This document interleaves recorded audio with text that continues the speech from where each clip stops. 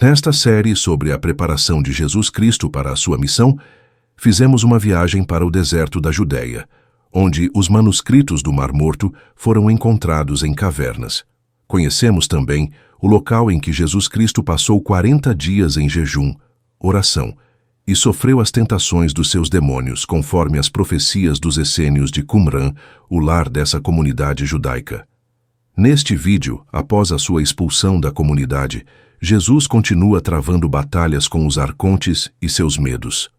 O deserto não era mais um lugar de silêncio. Era um lugar de ruído.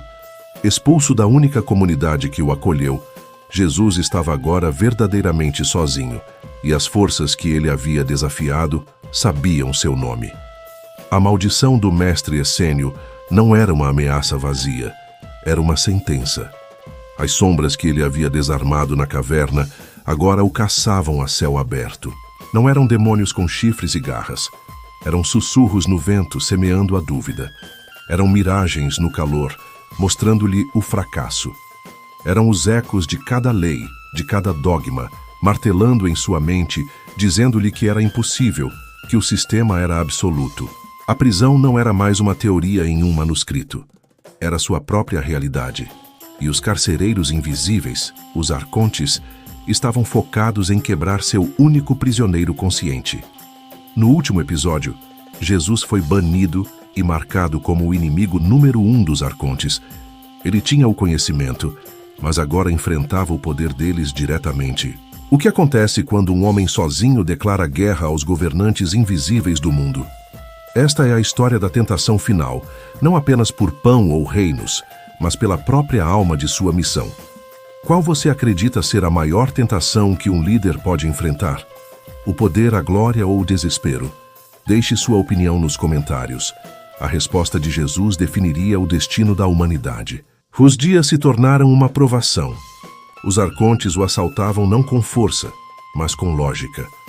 Eles lhe mostraram visões de um mundo governado pela ordem, onde a fome seria extinta pela lei e a dor seria eliminada pela obediência forçada. Junte-se a nós, eles sussurravam.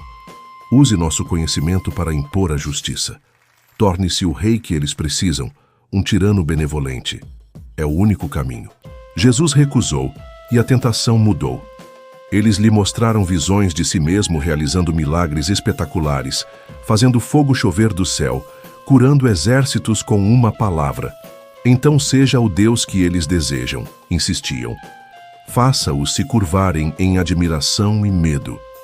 O poder deles vem da dúvida. Destrua a dúvida com poder inegável. E então veio o desafio impossível. Após Jesus recusar novamente, a tentação final se apresentou, a mais perigosa de todas, a verdade. Eles lhe mostraram a humanidade em toda a sua teimosia, sua ganância, sua preferência pela escuridão.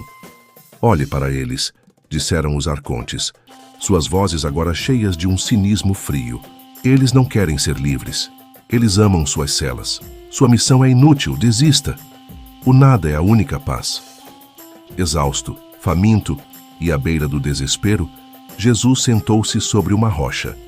A lógica dos arcontes era perfeita. O desafio era intransponível. Lutar contra o sistema com as regras do sistema era impossível. Ele estava prestes a se render, não ao mal, mas à futilidade. Foi quando a virada surpreendente aconteceu. Em uma fenda na rocha a seus pés, desafiando o sol e a secura, ele viu uma pequena e teimosa flor do deserto.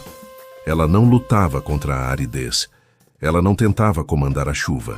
Ela simplesmente era.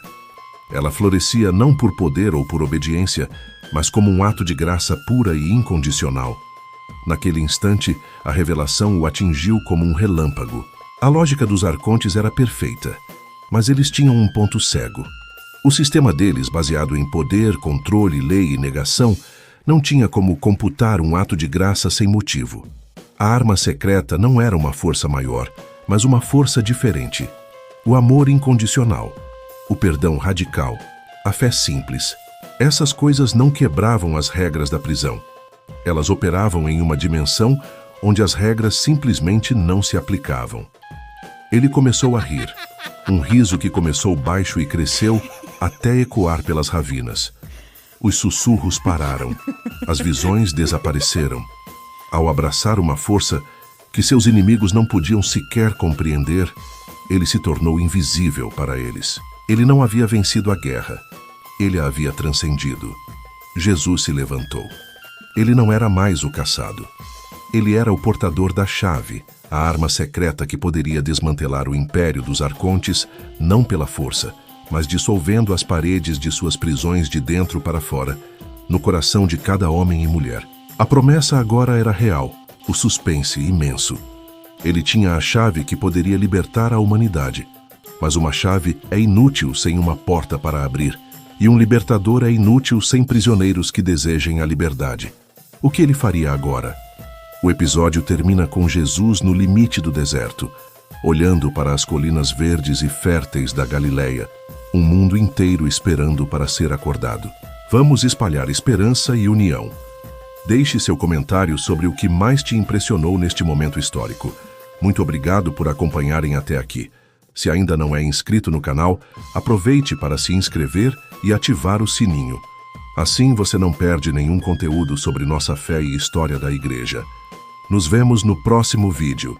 Fiquem com Deus.